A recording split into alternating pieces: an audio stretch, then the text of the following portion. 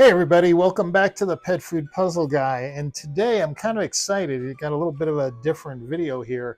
Holly, who is one of the contributors to my channel, she's really involved, and she's on a Facebook group, and that's where I think we met, on a dog food Facebook group. But anyway, so we've kind of been interacting for a while now, and she posted a thing on her Facebook group that was pretty interesting. She actually wrote to the dog food advisor and was telling them that they had a food that they had given 5 stars to, and she I think this is great. This is really awesome.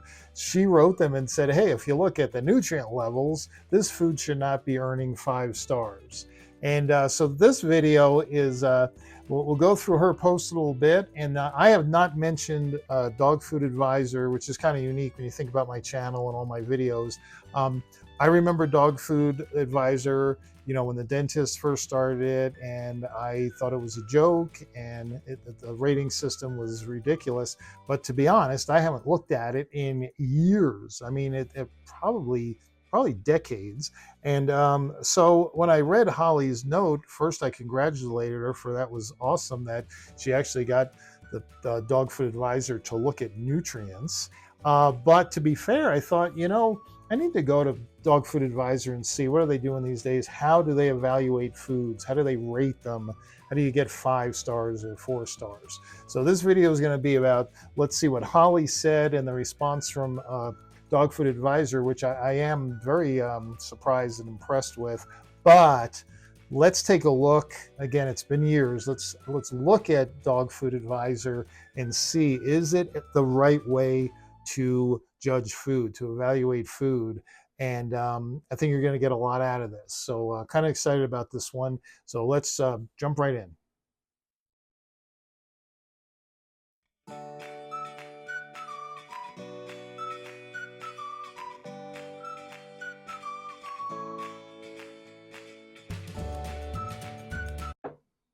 Okay, now to be honest, I am not that interested in the particular brand that brought this all up. I'm more interested in Holly's message and Dog Food Advisor's response. So Dog Food Advisor posted this on their website. When we last reviewed Nature's Logic, so that's the brand, Nature's Logic, we gave it 5 stars, but we've just removed 1 star due to its high ash content. Here's the full story. Now, you guys know the ash content is the total mineral content of the food. And if you know Pet Food Puzzle Guy at all, you know my big thing is show me the nutrients. And excess nutrients are unhealthy, and they reveal poor quality formulation, poor quality ingredients, right? So excessive minerals tell us the story. So here's their story. A concerned pet parent, that's Holly, recently highlighted to us that the ash, aka mineral content of Nature's Logic food, is very high. This concerned us greatly. I am very happy about that. Have we been recommending a food as a 5-star quality dog food to you, our devoted audience, that has potentially unhealthy levels of ash in it that could cause health problems for your dogs? Let's just stop right there. Here's what I consider an ingredientist type website. You guys know what an ingredientist is. They just look at ingredients, they look at nutrients. And what are they saying? The potential unhealthy levels of ash could cause health problems for your dogs. Wow, hallelujah. This is great. So we had our expert pet nutritionist. She's a pet nutritionist, and you guys know I'm very leery. Board certified nutritionists, I know what they are. Everybody else can have a title, and God only knows what it is. But so it says we had our expert pet nutritionist, who you can go find her on the website, to be fair. She looked into it, and she found that the ash content of Nature's Logic Beef Meal Feast, which we take as a representative example to stand for the range, is indeed very high at 22.3%. For comparison, most quality dog foods do not exceed 8%. So here's 8% total mineral without looking at all the different minerals, and they're at 22%. That's pretty amazing. And again, I give them credit for looking. So too, the food contains 5.9 0.4% calcium when the AAFCO maximum is 2.5. Again, double, right? And 2.9% phosphorus when the AAFCO maximum is 1.6%. Those of you that are from the nutrition mission and know my channel well, what is the dry matter percentage that we want of calcium and phosphorus? 1% and 0.8.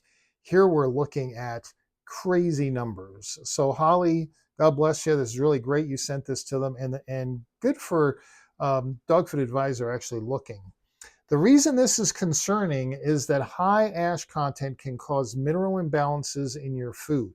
High ash content is what the high minerals are. So it's not can cause. It actually, high ash is high minerals. Over the long term, those imbalances can cause health problems ranging from kidney stones and thyroid problems to bladder issues and even cancer.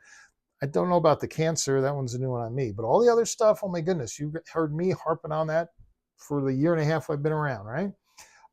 Mineral balance is particularly important for puppies who require very particular nutrient balances for healthy skeletal development, among other things. Sure, I would say, especially for large breed puppies, but for older pets as well, mineral imbalances and excesses are equally as detrimental. This is why we've taken the decision to remove a star from Nature's Logic. Why not more of a reduction? This is really key. In other words, why just remove 1 star out of 5 based on a very unhealthy mineral content? Again, those of you that know my channel, nutrition is what? Delivering nutrients at an optimal level. This food clearly is not doing that. It clearly makes unhealthy imbalances and excesses, and yet they still get 4 out of 5 stars. I was really curious as how does that work? Here's their response. They wrote it right in their in the response or their announcement here. Well, we approached Nature's Logic to ascertain why their ash levels were so high. They replied, and again, this is fascinating stuff if you're a nerd like me. All Nature's Logic diets are validated through the AAFCO feeding trials. We do not formulate our recipes based on AAFCO nutrient profiles. So in other words, they did the feeding trial. They fed the food. They didn't care about the ranges that AAFCO comes up with for all the different nutrients. Utilizing feeding trials allows us to validate our recipes with third-party scientific trial results that are specific to Nature's Logic recipes and our mineral and calcium levels. These trials validate that our recipes are appropriate for all life stages and are appropriate for puppies. Let's just stop there. I will go further, but so based on the fact that they fed these, actually, let me keep going. This is Nature's Logic giving their logic as to why they don't look at the ranges from AAFCO. That is, Nature's Logic doesn't use the AAFCO nutritional guidelines referred to above to formulate their foods. Instead, they use the feeding protocol method. This is where a feeding trial in which at least 8 dogs are fed the food exclusively for 26 weeks, so that's what, 6 months, and compared to dogs on a control diet is undertaken to confirm the food is nutritionally adequate. It's interesting, 8 dogs, 6 months, let's be honest, and I think here I'd even get the people that are totally against my philosophies and are more into the all natural whatever, Dr. Judy, Dr. Judy Morgan, Dr. Becker, all would say 6 months, 8 dogs on a food, you could almost feed them sawdust and gravy and they'd last that long. No mention of blood values or anything like that. Just, well, how did they do? They did fine for 6 months on this food. Not a real high bar to be measuring. The AAFCO confirm that for foods supported by feeding protocols, the minimum and maximum nutritional values don't apply. So as long as you did this 6-month feeding trial and the dogs didn't die and they're still running around acting normal, we don't look at the nutrient profiles. They don't apply. Wow.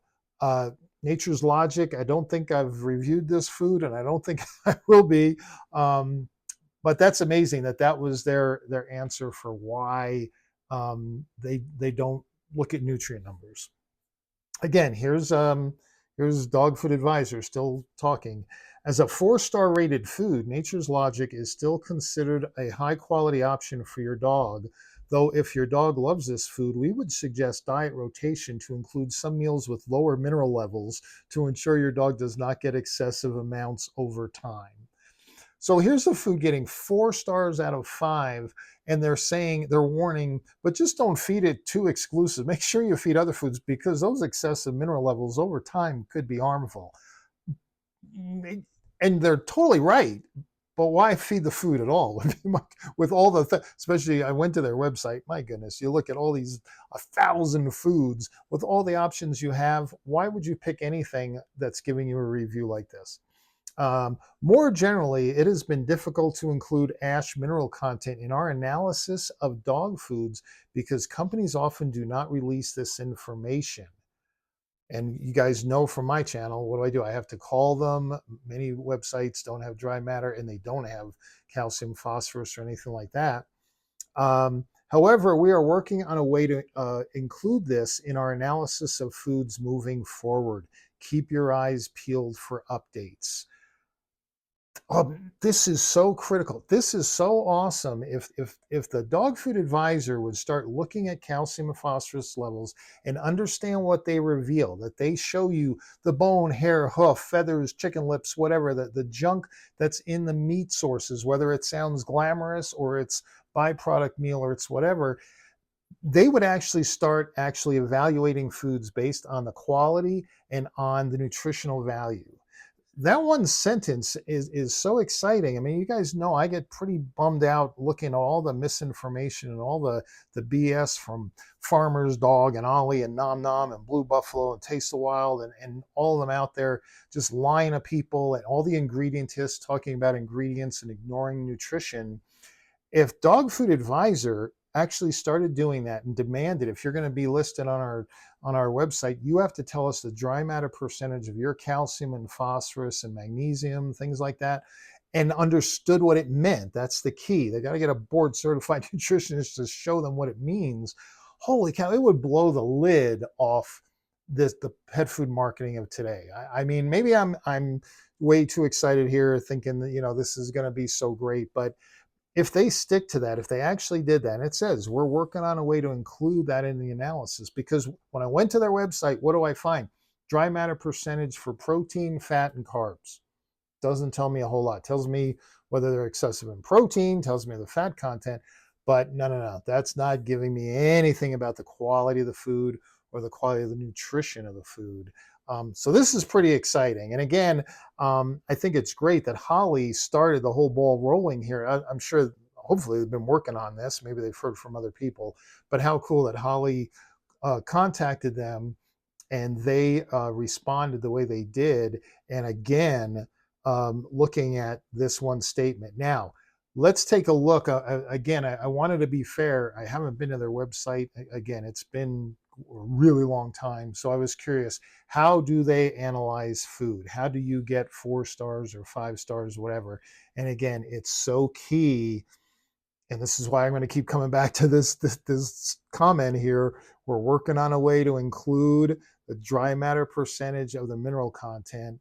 If they do that, you'll see their whole rating system will change. But what's the rating system right now that so many pet parents like yourself, you go there to see how well a food does? It was very revealing to go to their Q&A, how do you analyze food? Okay, so I went to Dog Food Advisors page, and they had a thing where a Q&A. What method do you use to analyze each dog food? And this is key. Although there are many ways to rate a dog food, we've settled on using the only information we feel we can reliably trust. Because it's true, there's lots of things you do that they won't be able, just like we said, mineral levels, they're not getting that from a lot of food companies. So to be fair, that makes sense. We read and interpret government regulated and standardized pet food labels, nothing more. And we do this in 2 simple steps. We study the ingredient list and we estimate the meat content. Did you get that? There's 2 main ways. Study the ingredient list and estimate the meat content. Now, let's break that down. First of all, we study the ingredient list. We all know, if you're used to my channel, if you're new, please check out some of the other videos I've done. But the ingredient panel is manipulated to get you to spend more money. It is not a tool to help you evaluate food the way these guys are trying, by two ways. One, it goes by weight, the heaviest ingredient on down. So that's how they can manipulate and move the more attractive ingredients, like real meat is mostly water weight. Doesn't tell you anything about the quality of that meat, just its first because of all the water weight. Um, Byproduct meal or chicken meal, it's a term that is very vague. This is the problem with all the ingredient definitions. They're so vague that you can have a really high quality meat source in a meal form, or you can have real crap. As the pet owner, you have no idea just looking at the ingredient panel. So it's really interesting that they use the ingredient list. That's why I said it's an ingredientist website. They're using the ingredients. They even tell you we're using the standardized labels, nothing more. So they're being manipulated by the pet food marketers who are controlling the ingredient panel. Again, not to inform you, but to manipulate you with vague definitions. And again, by changing the weights of stuff so that the more attractive ingredients come to the front. So really important. Number two, we estimate the meat content. Well, why do you do that? Well, here you go. How important is meat content to your ratings? We recognize that protein fed in excess of the minimum nutritional requirements of an animal is simply burned as energy, which is not an efficient process. Holy cow! I'm that is so that's so correct. That's so nutritional, but yet what are they saying? Excess protein, yeah, it gets broken down into glycogen and eventually into energy, but it is not efficient at all. Just increase the fat content. That's the real energy source you want to use in the food, not protein. Why? Because you're going to overtax the kidneys, overtax the liver, and God forbid if your dog is heading into early kidney disease or early liver issues or whatever, you're just making it worse. So I love how it starts out. We recognize that protein fed in excess is not very efficient. However, we also believe in the common sense logic of mimicking a dog's natural ancestral diet. And that's in blue, where you can click on it to get more information, okay? A design which attempts to create a food that's more what the animal would consume in the wild. So we're going to use common sense logic to mimic what the animal, a wolf, would eat in the wild. Now we're getting away from science. They just made a scientific statement that excess protein has to be broken down, and that's not healthy and that's not efficient. Then they switch from science to basically philosophy, if not a little bit of marketing there. We believe the common sense logic. We believe, as soon as you see believe, you've left science and now you've entered philosophy. The logic that, well, a dog's natural ancestral diet, the way a wolf would eat, we should try to duplicate that. That would be beneficial. My question to Dog Food Advisor, to their nutrition person, why would that be beneficial? Explain to me how that would be beneficial. The dog in the wild gets to eat whatever they can, when they can, totally unbalanced diet. Sure, they're relying on meat because that's the most available. How does that help a dog today? The dogs that are eating your food, that are older, that are getting into urinary stones, that are getting into early renal disease, extremely common. Where's the nutrition science takes what we learned from nature and says, hey, we can tweak it to give longevity to dogs, to give them to live 2-3 times longer than they would in the wild, just on a diet of whatever they can get. But again, how do they finish the statement or the answer? So we shamelessly favor dog foods rich in meat. So the rating system is biased based on how much meat you put in the food, or better yet, how much meat is on the ingredient panel. We want to see meat as the first ingredient, even though we know it's mostly water weight. Yeah, that's going to score you some points. And the more meat sources you use, I'm sure the more ratings you're going to go up. So this is just so telling. And again, if they should just get into the looking at the mineral content, they would see how wrong this is. To just say we're going to go with the ancestral diet. How does that help an animal when I'm trying to evaluate, is it excessive in minerals, which they already said in their letter, their announcement that they're taking away a star. It's not healthy. It's not healthy. It has nothing to do with your dog being a wolf or ancestral diet. If it's unhealthy, it's unhealthy. So now we know this is how they rate the food. And I love that. So we shamelessly favor dog foods rich in meat.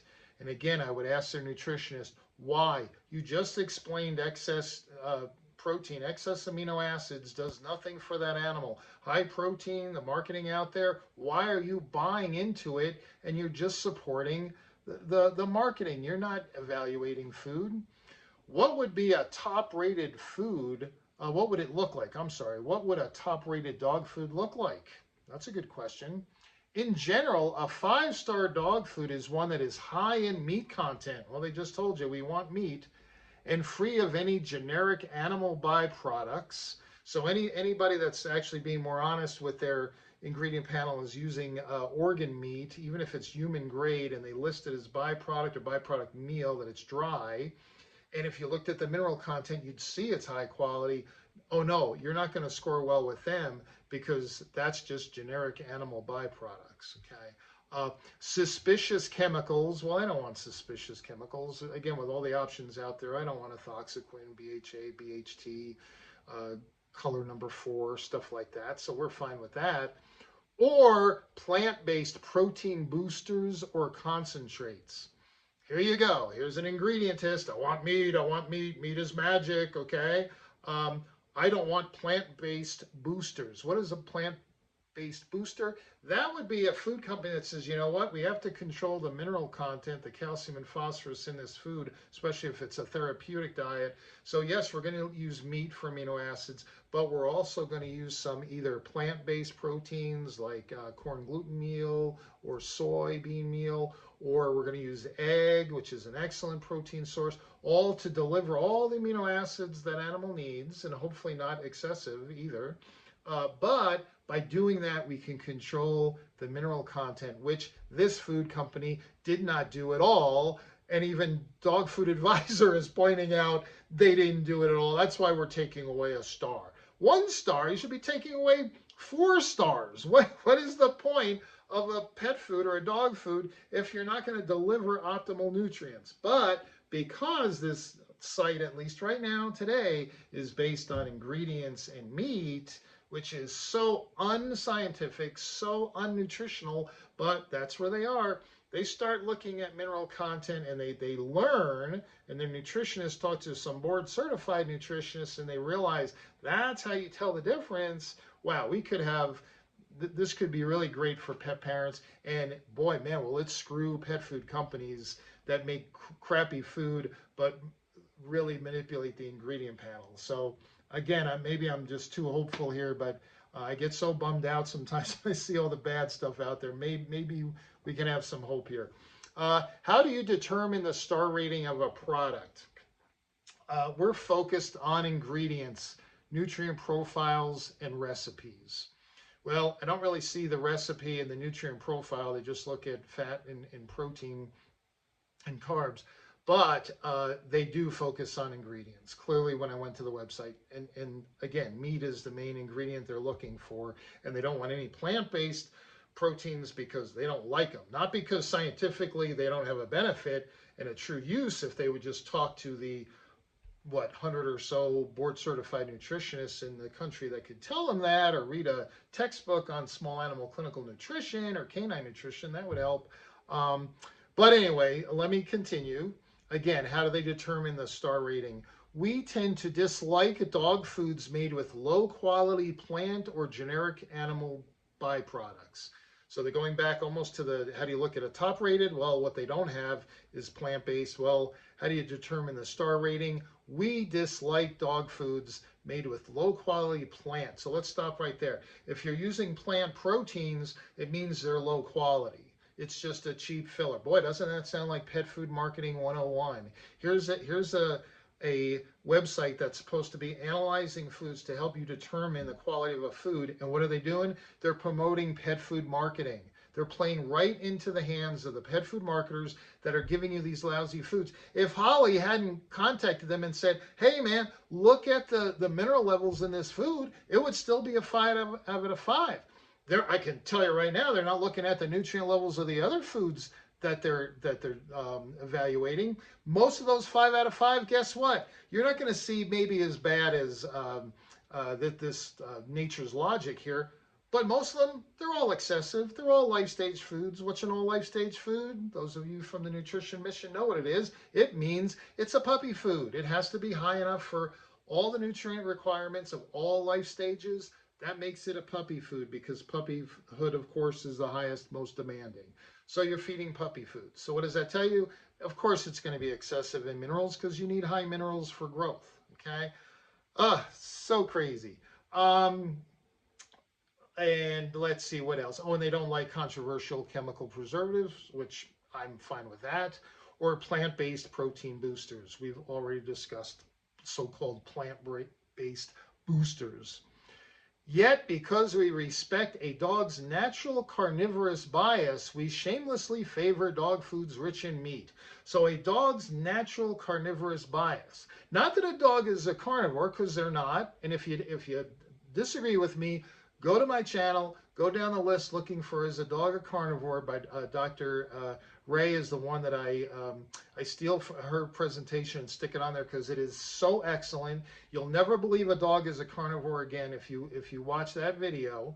But these folks, what do they say? They don't say they're a carnivore. They say the dog's natural carnivorous bias. So in other words, if you put meat down in front of a dog, the fact that a dog will eat it versus a piece of corn or a milk bone, I don't care, whatever it is. You put meat down, most dogs are going to eat it. Now it's funny, I've had dogs that wouldn't touch raw food, raw meat. Oh my goodness, they just run the other way. And then have others that loved it, so that's kind of funny. But again, the dog's natural carnivorous bias. I have 8 grandkids. They have a natural bias towards sugar and carbs and things like that, and not vegetables. So I guess that's just tells me by nature I should just be feeding them tasty cakes and all the garbage that I love to eat, and I should just give it to my grandkids too. Never mind that their parents want them eating vegetables. They will never volunteer for a vegetable. So a natural carnivorous bias, so silly. But again, I love how they say we shamelessly. They are into this. No shame at all recommending high meat diets. Even though we started this whole thing with what? We're aware that excess protein could really be harmful to the pet, and it's an inefficient way to give them energy. Crazy. And last one here. You know what? I think was it say why do some products have different star ratings than other recipes within the same review? So different, beef and chicken, whatever. Some recipes within the same review earn higher or lower ratings based on our estimate of our total meat content and, when appropriate, the fat to protein ratios. Now, protein fat ratio is actually a real thing, and again, fat is major the energy source, fatty acids, things like that. Your protein is amino acids, and yes, there is a scientific basis for looking at the ratios of those, and foods will vary greatly. But again, what does it say? Based on total meat content. So if I see any plant protein in one of the foods, it actually has flaxseed, and they were trying to flaxseed's for omega-3 fatty acid source mostly, but they're trying to say, well, there's some protein in there, so maybe some of the protein that the percentage is actually from flaxseed and not from meat. Oh, God forbid, that would just be. I mean, I'm going to stop there. Okay. Well, no, one more thing. Products with low meat content or with fat to protein ratios over 80% are reduced by at least half a star, sometimes more. So if they believe the meat content's too low, which you're going to get with any decent, good, balanced food company, Hills, Royal Canin, Purina, there's many of the small ones out there that actually are doing nutrition, and they're combining meat and plant protein, they're going to lose stars on this analysis because they are shamelessly into meat. Meat is magic, according to these people. So, again, until they get a few board certified nutritionists on this website and they really start looking at the mineral content, like Holly, I guess Holly should go work for them and Holly could straighten them out real quick. So, Holly, again, you're a rock star. Awesome job. Y'all out there, go to Dog Food Advisor. Don't listen to their analysis, but go there and put a comment, contact them and say, hey, I read your thing, and yes, get into dry matter basis of calcium and phosphorus so that people can actually see the quality of the meats that are going in these fancy foods and whether or not this company actually is interested in kidney health and urinary health and all the other stuff by delivering optimal mineral levels, not just fat and protein and in a fancy ingredient panel. So, so again, I kind of got fired up over this one. Dog Food Advisor turned out to be, they got a long way to go. They're still back where they were before. At least they're admitting it. They're making it clear. And this is really good for you pet parents to see because I talk about ingredient tests all the time. Here you go. Here's a perfect example. This is why you don't listen to rating companies because they're not board certified nutritionists. They're just rating. At least they're honest. We believe in this, so that goes into our evaluation. We believe in that, so that goes in. Stuff we disagree with, you're gonna lose stars over. Does any of that have to do with real nutrition science from board certified nutritionists? No, not at all. Okay, so there you go. I hope that was helpful. Again, I'm kind of fired up tonight. I've been on vacation for a week, so I haven't been making any videos. But when I saw this on Holly's page, I was like, holy cow, this is awesome. So I hope you agree that it's important, and maybe it could be the shift a little bit. That would be nice. But we all should go and put our 2 cents into Dog Food Advisor. Yes, start looking at those mineral levels, and boy, you're going to learn something. And that's what Dog Food Advisor needs to do. They need to learn a little bit about nutrition. You all take care, and I'll catch you next time.